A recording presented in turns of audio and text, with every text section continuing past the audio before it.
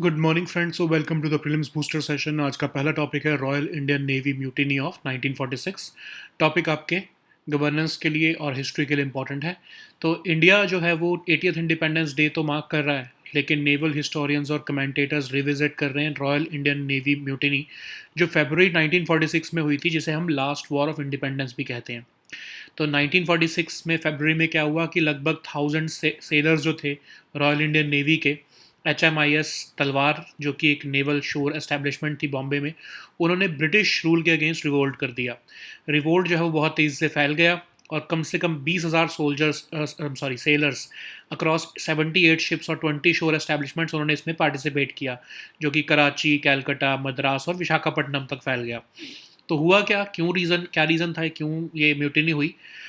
RIN जो है वो शुरुआत हुई सिर्फ 2000 पर्सोनल से, और फिर जो RIN है जो उसकी शुरुआत सिर्फ 2000 पर्सोनल से हुई थी, लेकिन वर्ल्ड वॉर 2 के टाइम पर रॉयल इंडियन नेवी जो है वो 30,000 के नंबर तक पहुंच चुकी थी। क्यों? और लेकिन जब ब्रिटेन जो है वो वॉर के बाद जो डीमोबिलाइजेशन कर रहा था, तो उसने उस नंबर को कट करके लगभग 11,000 कर दिया। मतलब एक तरह से जॉब इनसिक्योरिटी हो गई, लॉस ऑफ स्टेटस हो गया बहुत सारे जो है पर्सोनल का। फिर इंडियन रेटिंग्स जो थे उनको डिस्क्रिमिनेटरी ट्रीटमेंट भी मिलती थी, हार्श लैंग्वेज यूज़ की जाती थी उनके साथ, पुअर फूड मिलता था, इन्फीरियर लिविंग कंडीशंस थी as compare to British sellers.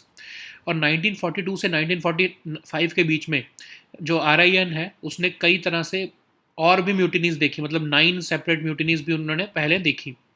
तो इंडियन नेशनल आर्मी के जो ट्रायल्स हो रहे थे रेड फोर्ट में, उससे पब्लिक एंगर भी जो है वो नेताजी सुभाष चंद्र बोस के जो है मैन के अगेंस्ट जो ब्रिटिश ने किया था, उससे नेशनलिस्ट सेंटिमेंट वहाँ पर जो है जनता में बढ़ गया था। तो नेवी डे के की ईव पर जो सेलर्स थे HMIS तलवार पर, उन्होंने ब्रूम्स और बकेट्स होइस्ट किया और कहा कि डाउन विद द ब्रिटिश और क्विट इंडिया। जो न्यू कमांडिंग ऑफिसर थे उन्होंने इस सिचुएशन को मिस हैंडल किया और सेलर्स को अब्यूज़ किया, सन ऑफ कूलीज कहकर। और रेटिंग्स ने जब किंग को कंप्लेन करी तो किंग ने जो है रिफ्यूज़ कर दिया एक्ट करने को, और बल्कि उनको कहा कि तुम झूठ बोल रहे हो।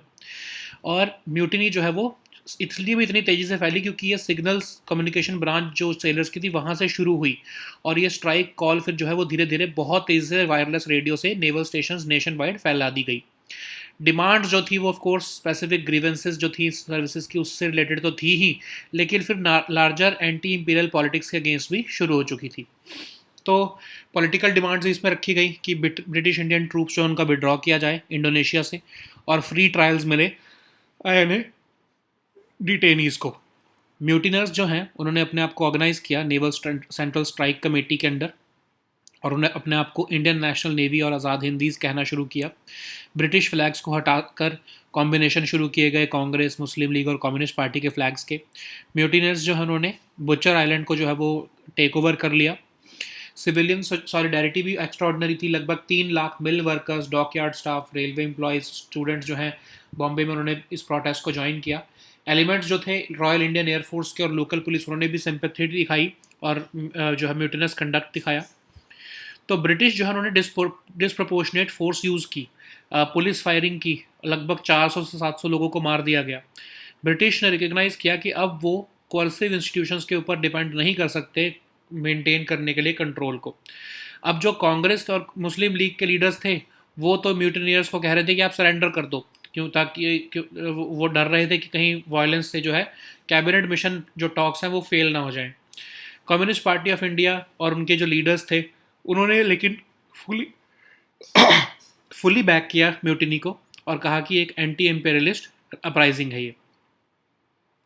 बहुत से हिस्टोरियंस रिगार्ड करते हैं म्यूटिनी को कि एक इम्पॉर्टेंट ये स्टेप था जिसमें कि ब्रिटिश कन्विंस हो गए कि अब इंडियन आर्म फोर्सेस के ऊपर वो रिलाई नहीं कर सकते कॉलोनियल रूल चलाने के लिए। प्राइम मिनिस्टर जो क्लेमेंट एटली थे उन्होंने कैबिनेट मिशन को इंडिया में डिस्पैच किया और अनाउंस कर दिया ब्रिटेन का विड्रॉल प्लान। और इसकी सिग्निफिकेंस के बावजूद म्यूटिनी को पोस्ट इंडिपेंडेंस रिकग्निशन उतनी नहीं मिली, क्योंकि इसमें कोई एक यूनिफाइंग लीडर नहीं था कोई नेताजी की तरह। और उसके बाद जो है इंडिया की जो न्यू नेवी थी वो अनकंफर्टेबल थी मेमोरलाइज करने के लिए एक म्यूटिनी को। नेक्स्ट हम टॉपिक देखते हैं national consumer dispute redressal commission. ये टॉपिक आपके गवर्नेंस के लिए इंपॉर्टेंट है। रिसेंटली सुप्रीम कोर्ट ने एक्सप्रेस किया है concern over the pending cases national consumer dispute redressal commission में, और सेंटर को कहा है कि रीजनल और सर्किट बेंचेस बनाए जाएं ताकि बैकलॉग जल्दी से क्लियर हो सके। तो ये national consumer dispute redressal commission क्या है? क्वासी जुडिशियल कमीशन जो 1988 में सेटअप किया गया था अंडर कंज्यूमर प्रोटेक्शन एक्ट, और ये इनएक्सपेंसिव, स्पीडी और समरी रिड्रेसल देता है कंज्यूमर डिस्प्यूट्स का।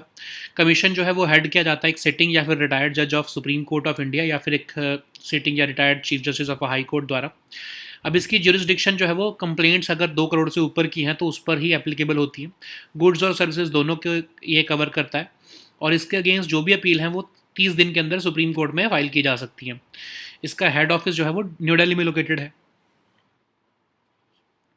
नेक्स्ट हम टॉपिक देखते हैं साफ्ता। ये टॉपिक इकोनॉमी के लिए इंपॉर्टेंट है। तो डायरेक्टरेट ऑफ रेवेन्यू इंटेलिजेंस ने एक मेजर नेटवर्क जो कि इंपोर्ट करता था South East Asian areca nuts को इंडिया में बांग्लादेशी बताकर उसको डिसमेंटल किया है, क्योंकि वो अवेल कर रहा था concessional duty benefits under the SAFTA agreement. SAFTA क्या है? एक free trade agreement SAARC countries का जो 2006 से इन्फोर्स्ड है, और साफ्ता रिकॉग्नाइज करता है need for special and differential treatment LDCs के लिए अपने प्रेम्बल में, और ये प्रमोट और इन्हांस करता है म्यूचुअल ट्रेड और economic cooperation among contracting states. ठीक है। नेक्स्ट हम टॉपिक देखते हैं new development bank. Topic international relations के लिए इंपॉर्टेंट है। ईरान जो है वो बहुत जल्द न्यू डेवलपमेंट बैंक जो कि ब्रिक्स का डेवलपमेंट लेंडर है उसे ज्वाइन करने वाला है।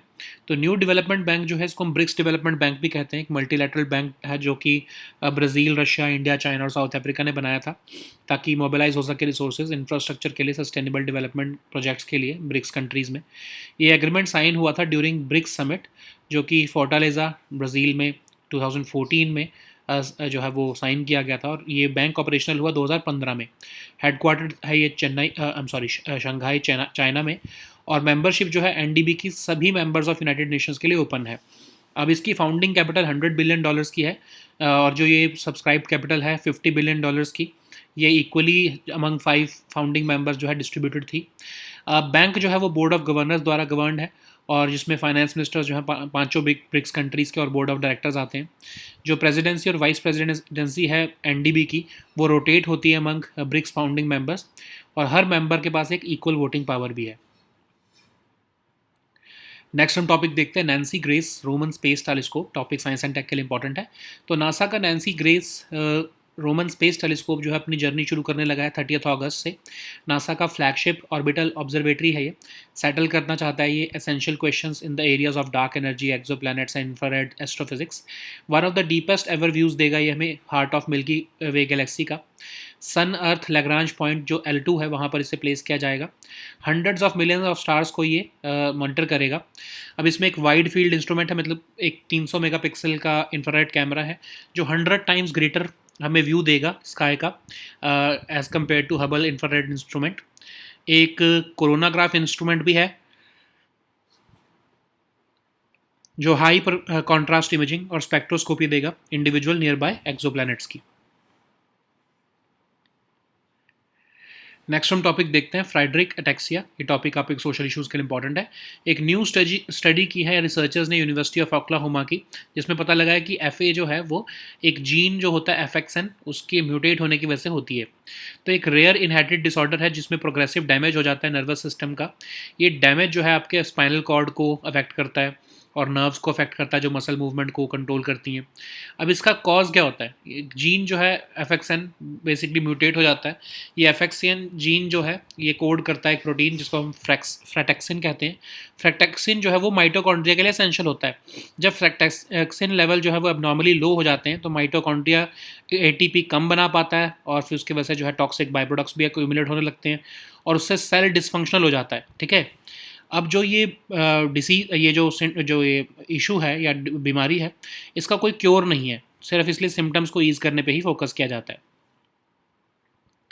नेक्स्ट हम टॉपिक देखते हैं अर्थक्विक स्वॉर्म। ये टॉपिक आपके एनवायरनमेंट के लिए इंपॉर्टेंट है। रिसेंटली एक स्पेट ऑफ स्मॉल अर्थक्विक्स जो है महाराष्ट्र में विटनेस किए गए। सिस्मोलॉजिस्ट ने कहा कि ये अर्थक्विक स्वार्म है। अर्थक्विक स्वार्म का मतलब क्या होता है, जब बहुत सारे सिस्मिक इवेंट जो हैं कंपेरेबल इंटेंसिटी के एक स्मॉल एरिया में एक रिलेटिवली क्विक सेक्शन में होते हैं। तो मतलब बहुत सारे अर्थक्विक्स, लो इंटेंसिटी अर्थक्विक्स जब इकट्ठे आ जाते हैं, कई बार हज़ारों में आ जाते हैं, उनको हम अर्थक्विक स्वार्म कहते हैं। अब ये सिस्मिक एनर्जी जब है inside the earth pile up होती रहती है और रिलीज होती रहती है स्मॉल अमाउंट में, तब ये अर्थक्विक स्वार्म्स आते हैं। अब ये कैसे हो सकते हैं? एक तो होता है फ्लूइड मूवमेंट, मतलब वॉल्केनिक एनवायरनमेंट में फ्लूइड जो है रिलीज होता रहता है डीपर मैग्मा की फॉर्म में, सर्कुलेट करता है एक्टिव जियोथर्मल एरियाज में, तो ये होता है। फिर एक्टिव वॉल्केनिज्म से भी होता है, मतलब मैग्मा मूवमेंट हो रही होती है जब, तो उससे जो है स्वार्म्स हो सकते हैं। अर्थक्विक जो है वो commonly near the crack tip जब आता है, तो उससे ये अर्थक्विक स्वार्म्स होते हैं। फिर स्लो स्लिप इवेंट्स भी होते हैं, मतलब जब स्लो मोशन में अर्थक्विक आ रहे होते हैं, टिपिकली जो है सेंटीमीटर से टेंस ऑफ सेंटीमीटर्स की मूवमेंट अलॉन्ग अ फॉल्ट चलती है, कई बार हफ्तों से लेकर सालों तक, उसकी वजह से भी ऐसा होता है।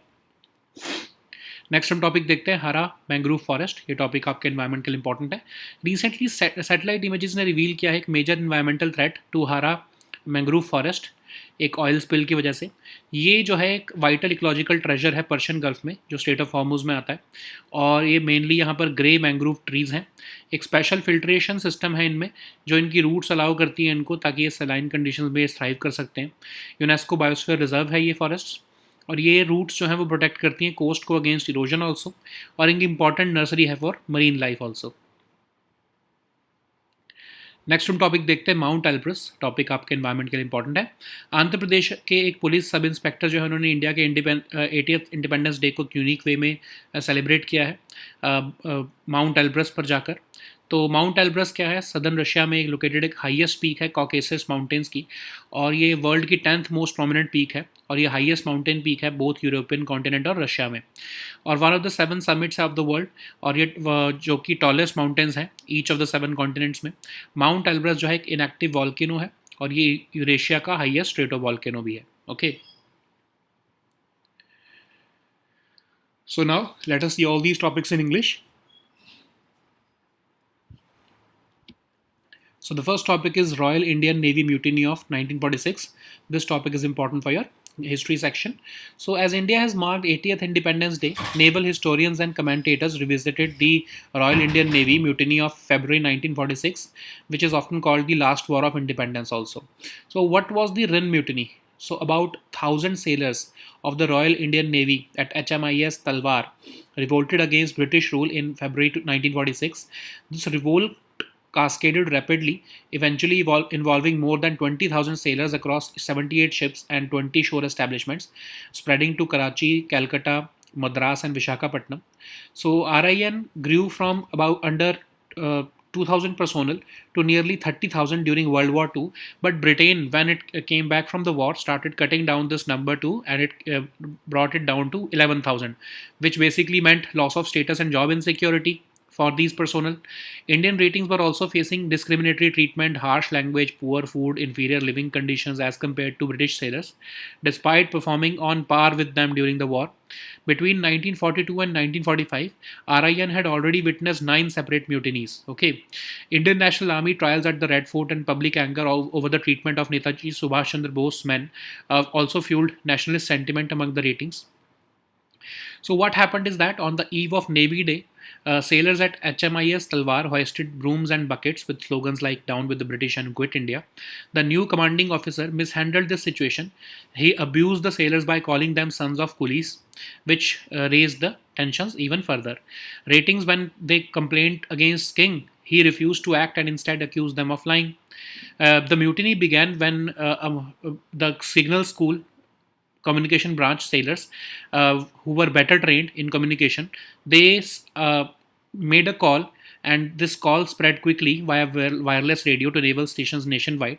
The demands of service grievances were blended with larger anti-imperialist politics, and the political demands were the withdrawal of British Indian troops from Indonesia and free trials for INA detainees. So mutineers organized themselves under the Naval Central Strike Committee. They called themselves as Indian National Navy and Azad Hindis. British flags on ships were replaced with a combination of Congress, Muslim League, and Communist Party flags. Mutineers took over Butcher Island also. Civilian solidarity was also extraordinary. About 3 lakh mill workers, dockyard staff, railway employees, and students in Bombay joined these protests. Elements of Royal Indian Navy Elements of Royal Indian Air Force and local police also showed sympathetic or mutinous conduct, alarming the British further. The British responded with disproportionate force, leading to police firing on these protesters, and it killed about 400 to 700 people, mostly civilians. Facing the prospect of the army, navy, and air force turning unreliable, British recognized that they could no longer depend on coercive institutions to maintain control. But the Congress and Muslim League asked the mutineers to surrender, and they feared that continued violence could derail the cabinet mission talks. The Communist Party of India, however, had fully backed this mutiny. Many historians regard the mutiny as pivotal in understanding the pivotal in convincing the British that Indian armed forces could no longer be relied upon to enforce colonial rule. Later on, Prime Minister Clement Attlee also dispatched the cabinet mission into India and announced the withdrawal plan of Britain. So the mutiny received limited post-independence recognition because it partly lacked a unifying leader like Netaji, and also because Indian Navy was uncomfortable memorializing a mutiny. Okay. So the next topic is National Consumer Dispute Redressal Commission. This topic is important for governance section. So Supreme Court has expressed concern over the pending cases in National Consumer Dispute Redressal Commission and asked the centre to consider setting up regional and circuit benches to clear the backlog. So National Consumer Dispute Redressal Commission is a quasi-judicial commission set up in 1988 under the Consumer Protection Act of 1986. It provides for inexpensive, speedy, and summary redressal of consumer disputes.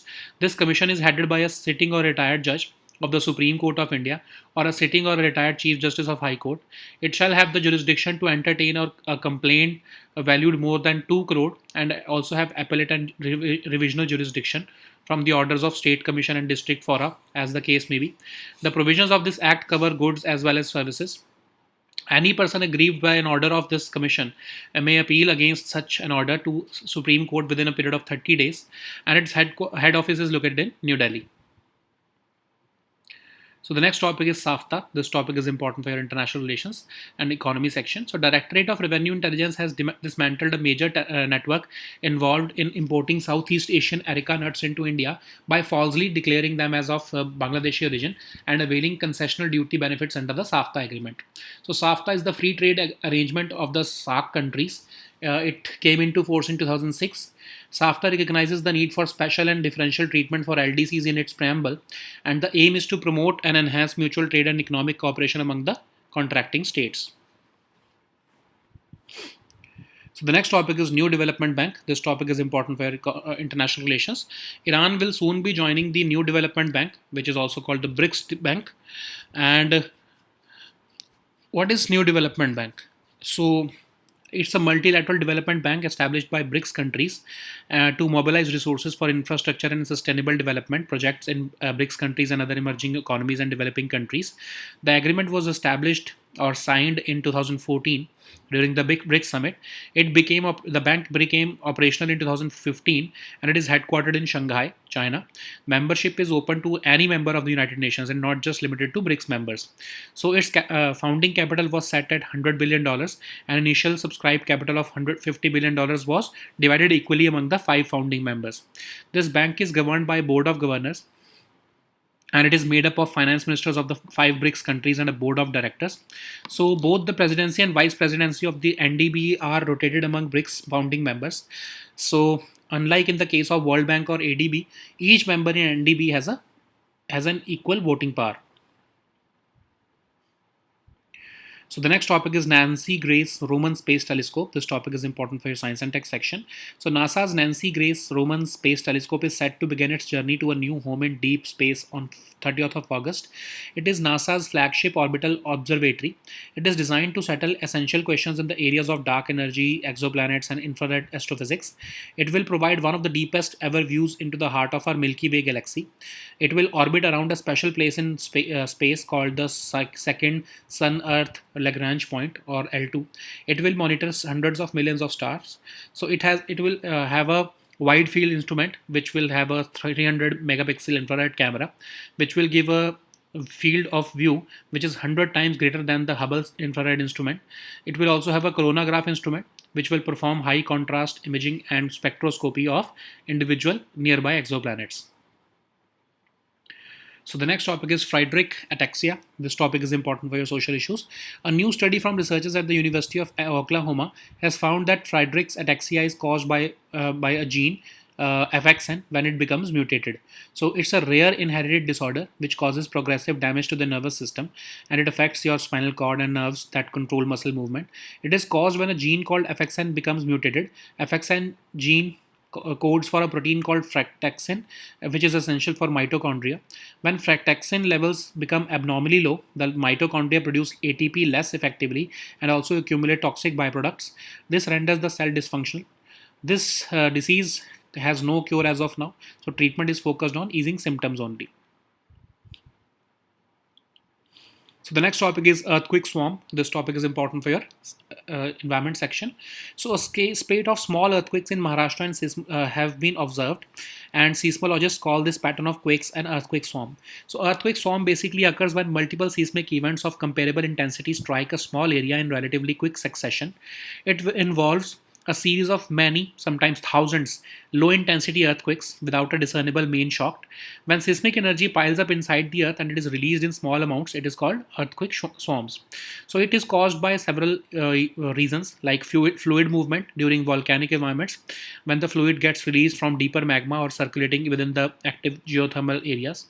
During active volcanism also, magma movement acts as the driving mechanism for swarms, and earthquake commonly occurs near the crack tip. During slow slip events also, when centimeters or 2 to n of centimeters of movement along a fault over weeks to years happen. Okay. So the next topic is Hara mangrove forest. This topic is important for your environment section. Recently, satellite images have revealed a major environmental threat to Hara mangrove forest. So due to an oil spill of Kashmir's southern coast. So Hara mangrove forest is a vital ecological treasure of the Persian Gulf, spanning the Strait of Hormuz. So these mangrove forests consist of grey mangrove trees. So they have a special filtration system in their roots which allow them to thrive in saline conditions. So the forests are designated as a UNESCO Biosphere Reserve. The same roots also protect the coast against erosion, and they also serve as an important nursery for marine life. Okay. So the next topic is Mount Elbrus. This topic is important for your environment section. So Andhra Pradesh Police Sub Inspector marked India's 80th Independence Day in a unique way by scaling Mount Elbrus, which is the highest peak in Europe. It stands at about 5642 meters in Russia. So it is located in southern Russia. It is the highest peak of the Caucasus Mountains. It is world's 10th most prominent peak, as well as the highest mountain peak in both the European continent and Russia. It is one of the 7 summits of the world, which are basically the tallest mountains on each of the 7 continents. Mount Elbrus is an inactive volcano. It is also Eurasia's highest stratovolcano. Okay. So these were our topics for today. We'll meet next time with new topics. Until then, goodbye and take care.